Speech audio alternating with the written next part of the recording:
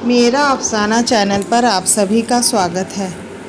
यह कहानी एक भूखी चिड़िया पर आधारित है।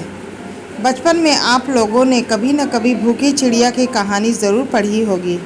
अगर नहीं पढ़ी है तो आज आप इस कहानी को पढ़कर भूखी चिड़िया की कहानी जान जाएंगे। तो आइए जानते हैं। जीवन में हमें कई जगहों पर अपना काम स्वयं करना पड़ता है। कई जगहों पर हम एक दूसरे पर निर्भर रहते हैं। हमें दूसरों पर निर्भर रहने के बजाय आत्मनिर्भर बनना चाहिए। इस कहानी से आपको यह पता चल जाएगा किसी दूसरे पर निर्भर रहना आपके लिए कितना नुकसानदायक हो सकता है। तो चलिए इस कहानी के माध्यम से जानते हैं कि आत्मनिर्भर बनाना क्यों आवश्यक है। बात बहुत वर्ष पहले की है। एक गांव में एक टिंकू चिड़िया अपने परिवार के साथ एक घोंसले में रहती थी।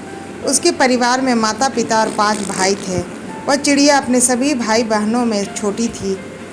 टिंकू चिड़िया के पंख सुनहरे और मुलायम थे। वह एक अलग ही तरह की चिड़िया थी। उसकी माँ सभी बच्चों में से सबसे अधिक उससे ही प्यार करती थी। माँ ने उसको अच्छे संस्कार भी दिए थे। माँ के द्वारा वो घंटा घर की ताल पर चहकना सीख चुकी थी। उनके घोंसले वाले पेड़ के पास एक घंटा घर था और पास में एक बुढ़िया का घर भी था। वह बुढ़िया उस चिड़िया के परिवार को बहुत अच्छा रखती थी। रोज़ उसके लिए खाना रखने आती थी। टिंकू चिड़िया का परिवार उस बुढ़िया के द्वारा दिए जाने वाले भोजन पर भी निर्भर था। टिंकू चिड़िया का परिवार यह समझने लगा था कि बुढ़िया हमें हमेशा उनको भोजन खिलाती रहेगी। लेकिन कुछ दिनों के बाद उस बुढ़िया की तबीयत ठीक नहीं रही। वह अब घर के बाहर नहीं आ सकती थी। उसके परिवार के अन्य सदस्य टिंकू चिड़िया और उसके परिवार के लिए भोजन नहीं लाते थे। कुछ ही दिन बाद उस बुढ़िया की मौत हो गई। अब टिंकू चिड़िया और उसके परिवार की भूखे रहने की नौबत आ गई। टिंकू चिड़िया ने उसके पिता से कहा, मुझे खाना चाहिए, बहुत भूख लगी है। तब उसकी बात सुनकर उसके पिता ने कीड़ों का शिकार करने का फैसला लिया। उसके पिता शिकार करने के लिए जाते। बहुत ढूंढने पर उन्हें 3 कीड़े मिलते, लेकिन उनके परिवार में तो 8 सदस्य थे। वह भोजन सभी के लिए पर्याप्त नहीं था। तब उसके पिता ने सबसे छोटे 3 बच्चों को खिलाने की सोची। केवल 3 बच्चों को ही भोजन मिल पाया। टिंकू चिड़िया, उसकी माँ और उसके भाई बहन भी इधर उधर घरों की खिड़कियों में भोजन के लिए चोंच मार रहे थे, लेकिन उन्हें कुछ भी नहीं मिल रहा था। एक बार किसी घर के मालिक ने टिंकू और उसकी माँ तथा एक भाई पर राख फेंक दी, जिससे वे तीनों भूरे रंग के हो गए। दूसरी तरफ टिंकू के पिता को बहुत ढूंढने पर एक ऐसी जगह मिल गई जहाँ पर वह बहुत सारे कीड़े मकोड़े थे, जहाँ से कि टिंकू के परिवार को कई दिनों तक भोजन प्राप्त हो सकता था। टिंकू के पिता घर पहुँचते हैं तो उन्हें वहाँ कोई नहीं मिलता। टिंकू के पिता परेशान हो जाते हैं।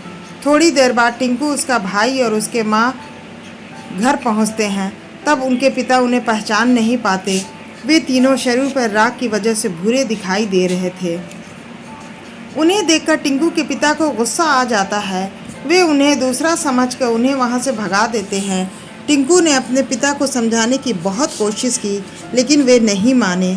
तब टिंकू ने सोचा कि हम तीनों को तालाब में जाकर नहा लेना चाहिए, ताकि हमें शरीर पर जो राख लगी हुई है वो हट जाए, और जब हम वापस जाएं तो पिताजी हमें पहचान ले। उन्होंने ऐसा ही किया। तीनों तालाब में नहाने के बाद वापस घर पहुँचे तो टिंकू के पिता उन्हें पहचान लिया।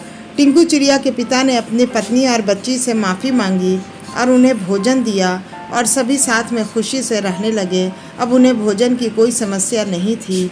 शिक्षा: इस कहानी से हमें यह सीखने को मिलता है कि संसार में चाहे कोई भी हमारा कितना ही सगा क्यों ना हो, हमें उस पर निर्भर नहीं रहना चाहिए। इस कहानी से हमें एक छोटी सी चिड़िया की वजह से बहुत कुछ सीखने को मिला है।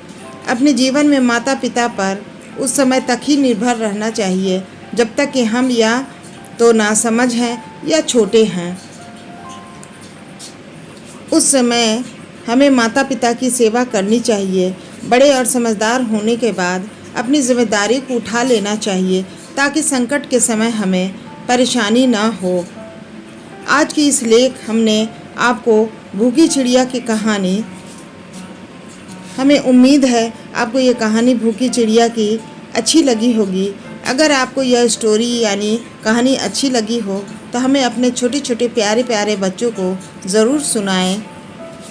इसके साथ ही अगर आप इस तरह की शिक्षाप्रद, मज़ेदार, रोमांचक और हास्यप्रद कहानियाँ पढ़ना चाहते हैं तो हमारे इस चैनल पर ज़रूर आइए और मज़ेदार कहानियों का लुत्फ़ उठाते रहें। अंत में इस लेख के अंत तक बने रहने के लिए आपका बहुत बहुत धन्यवाद।